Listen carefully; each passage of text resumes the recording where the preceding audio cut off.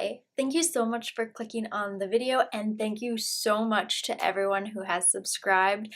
Made it to 200, which in the grand scheme of things doesn't seem like that many, but for me that's huge, so thank you so much. I really appreciate it. Today I'm going to be talking about something called mindful eating. Mindful eating is the practice of being aware of how the foods we choose to eat affect our body, our minds, and our feelings. Mindful eating gives us an understanding of what to eat, how much to eat, how we eat, and why we eat what we eat. Mindful eating helps us to be completely present while we're eating.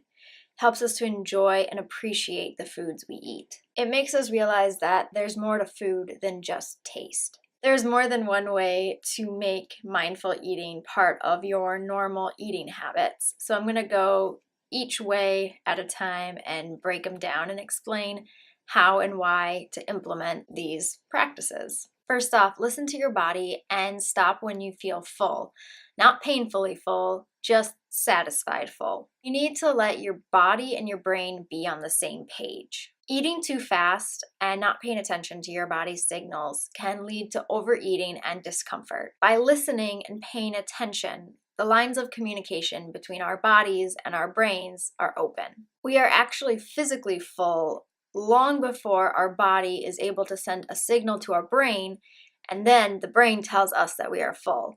It takes about 20 minutes for food to make it to the stomach and for the signals to be sent from our bodies to our brain. This is why if we don't slow down, we're more likely to overeat because we're not giving our bodies the proper time to send the proper signals. Ways to slow your eating. Eat sitting down. Chew each bite thoroughly and set your eating utensil down between bites. Learn to recognize the signs that you are hungry. This could be anything from the sounds your stomach makes, stomach pains, or low energy levels. When you feel like you want to eat, you should ask yourself, is this desire to eat an emotional response, or does your body actually need sustenance? More than not, we listen to our mind over our body. Everyone is different, and we all have different emotions that push us to eat. Whether it be stress, anger, sadness, frustration, loneliness, distraction, or boredom. Real mindful eating means listening for the real signs of hunger.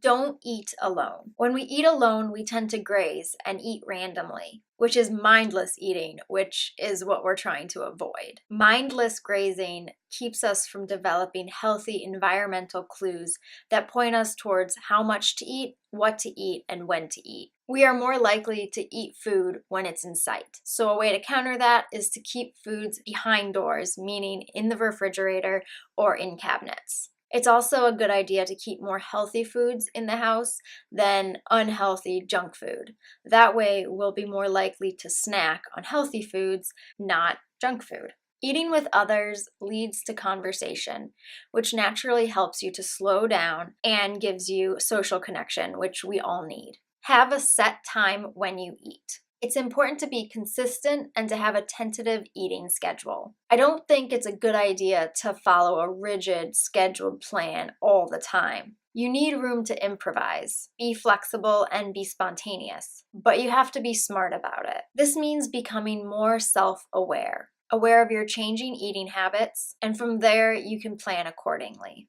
It's important to sit down, eat off of a plate or out of a bowl, and to use eating utensils. Don't eat distracted. When you eat distracted, you run the risk of not being able to hear your body's voice, and you might not be able to recognize its needs and wants. No more multitasking while you eat.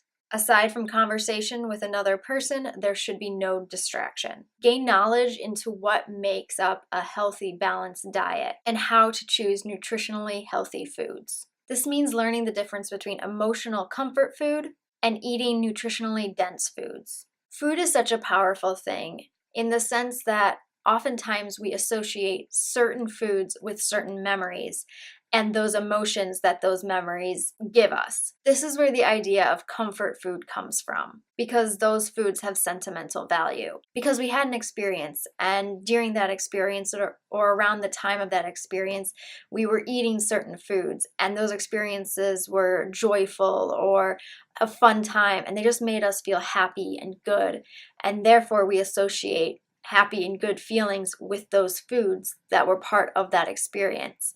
So every time we have that memory or we are eating those foods, we feel those emotions once again. These foods cause us to feel good emotions. A lot of the time, comfort foods are not the healthiest choices. But the more we choose healthy choices, the more we will feel good. And eventually our minds and bodies will associate those good feelings with healthy choices. The more we choose the healthy option and the more we feel good and associate good feelings with good choices, it becomes easier to choose the healthy option over the emotional, comforting one. I think many of us eat because we're supposed to. We don't take the time to understand what our body needs or take the time to learn how our bodies function based off the certain foods we eat. I'm not saying before you can make healthy choices or eat healthy, you have to become a fully knowledgeable nutritionist. Even just the basics help us to grasp a clear picture of what we should eat and why. We are trying to better our bodies, but it is equally important to always be trying to better our minds as well. I think there is such an emphasis on making sure that we are physically healthy that there is a severe neglect when it comes to mental health. Changing our eating habits is a great starting point that will lead to being able to change our mental habits. The more we know why we do things, the easier it becomes to do those things. Consider the source of your food. Living in the modern world has disconnected many of us from our food. We should learn where our food comes from. No one really considers the source anymore. By learning more about where our food comes from, the more we connect to the natural world, and in turn connect to one another. Because as cheesy as it sounds, all living things are connected. Food doesn't just magically appear on the shelves in grocery stores for our picking. Those products have passed through so many people's hands, and they have passed through so many people's lives, influencing their lives and success and well-being before getting to us. Everything in a grocery store has been produced using the world's energy, resources, someone else's time and efforts. For some foods and products, it is a cultural practice of families to grow and cultivate and care for the ingredients. And they have secrets and techniques that they have passed down from generation to generation, and it's become a cultural tradition. All of that creates a product or a food that is then shipped out and put into our favorite foods. From the farmer who starts the process, to the assembly line worker, to the kid who stocks the shelves. Every life is influenced by the food we eat, and we just shop and consume and take it all for granted. Life is busy and chaotic, and it isn't always straightforward as mindful eating entails. But by gaining an understanding of what mindful eating is, and by beginning to slowly incorporate the practices of mindful eating, we can start to change our old unhealthy eating habits. And eventually, mindful eating will become second nature to us. Thank you so much for clicking on the video, and thank you again to everyone who has subscribed. If you haven't subscribed, maybe think about subscribing. I make videos about eating disorders and diets and tips and advice of that nature, so please subscribe if that sounds interesting at all. If you enjoyed this video, if you liked anything, please give it a thumbs up, and I will see you next time. Bye!